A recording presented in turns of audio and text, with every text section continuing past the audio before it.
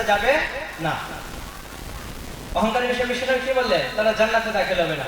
কিয়ামতের দিন আল্লাহ তাআলা রহমতের দৃষ্টিতে অহংকারকারীদের দিকে তাকাবেন না, আল্লাহর রহমত থেকে তারা মেহরুম হয়ে যাবে।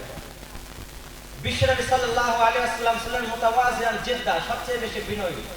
The Prophet sallallahu alaihi wasallam was very humble. বিশ্বনবী সাল্লাল্লাহু আলাইহি ওয়াসাল্লাম ছিলেন খুবই বিনয়ী। He was the best human being. বিশ্বনবী সাল্লাল্লাহু আলাইহি ওয়াসাল্লাম ছিলেন সর্বশ্রেষ্ঠ মানব, সর্বশ্রেষ্ঠ মানব। হযরতে বারা ইবনে আযিম রাদিয়াল্লাহু তাআলা আনহু বলেন, কানা রাসূলুল্লাহ সাল্লাল্লাহু আলাইহি ওয়াসাল্লাম আহসানান নাস ওয়াজহা ওয়া আহসানাহু খালকা। বিশ্বনবী সাল্লাল্লাহু আলাইহি ওয়াসাল্লাম সমস্ত মানুষের মধ্যে সবচেয়ে সুন্দর চেহারার অধিকারী ছিলেন। মানসিক গঠনেও বিশ্বনবী সাল্লাল্লাহু আলাইহি ওয়াসাল্লাম ছিলেন সর্বোত্তম।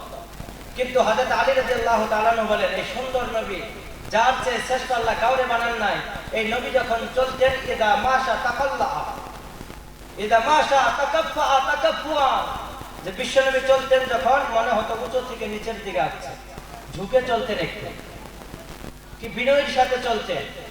তো বিনয়কে আল্লাহ তাআলা পছন্দ করে। বিনয়ের সাথে চললে কি করে? পছন্দ করে।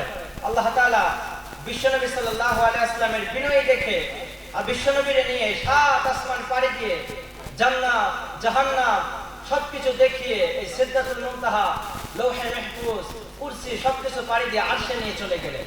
আল্লাহ তাআলা দেখিয়ে দিলেন, যে বান্দা বিনয়ের সাথে থাকে তার মর্যাদা আল্লাহ তাআলা বাড়িয়ে দেয়, আরশ সমতুল্য করে দেয়। আর যে বেশি নিজে নিজে বড় হতে চায়, আল্লাহ তাআলা বড় হতে দেয় না। তো বিশ্বনবী সাল্লাল্লাহু আলাইহি ওয়াসাল্লাম ছিলেন খুবই বিনয়ী। আমাদের নবী কেমন ছিলেন?